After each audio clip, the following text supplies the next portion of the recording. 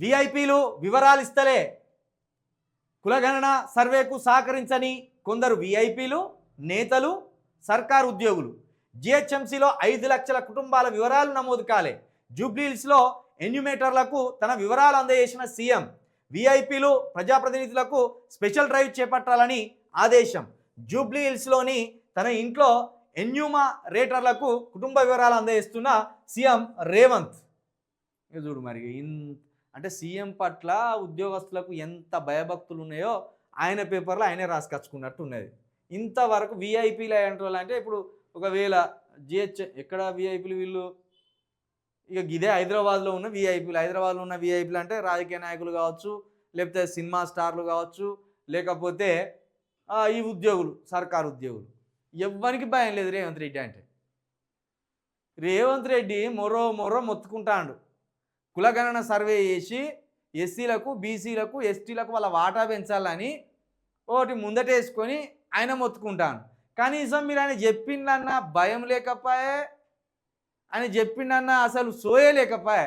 దీంట్లో ఎక్కువ విఐపీలే ఉన్నారట, విఐపీలు నేతలు కూడా ఉన్నారట. మరి కాంగ్రెస్ నేతలా, బీఆర్ఎస్ నేతలా, బీజేపీ నేతలా వీళ్ళు? రేవంత్ రెడ్డి గారి మాటకు విలువ లేకుండా చేసేది ఎవరు? ఇక సర్కారు ఉద్యోగులు అంటే మరి మీరే శాలరీలు ఇచ్చేది. సర్కారు ఉద్యోగులందరికీ రేవంత్ రెడ్డి గారు ఖజానా నుండి ఇవ్వాలి. మరి వాళ్ళు కూడా ఇస్తలేరంటే మరి వీళ్ళందరినీ డిస్మిస్ చేసి పడే ఒకసారి ఉద్యోగస్తులను. మరి గింత పట్టింపు లేనట్టయితే ఎట్లా? జిహెచ్ఎంసీ పరిధిలో 25,05,517 ఇండ్లకు స్టిక్కర్లు చేశారు.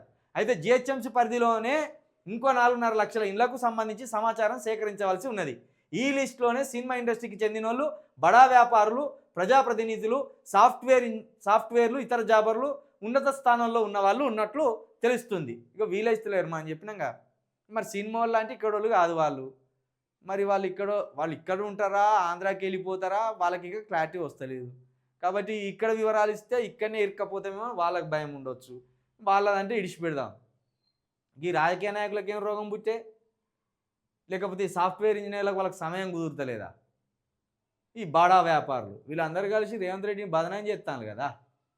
రేవంత్ రెడ్డి గారు మీరేమో వారం రోజులలో కులగణన సర్వే అయిపోతుంది, వారం రోజులలో కులగణన సర్వే అయిపోతుంది, మొత్తం మేము ఏ కులానికి ఆ కులానికి వాటా ఇట్లా నెట్టుకొట్టు పెడతామా అంటుంది. అది అసలు ఎవడు ఈ మాటే ఇంటలేడని మీరే చెప్తా అంటుంది. సీఎం పరువు తీసేదానికే ఈ పేపర్ ఉన్నది, కాంగ్రెస్ సర్కార్ పరువు తీయడానికే ఈ పేపర్ ఉన్నట్టు ఉన్నది. ఉన్నాయన్నీ రాసుకొచ్చింది వాళ్ళే.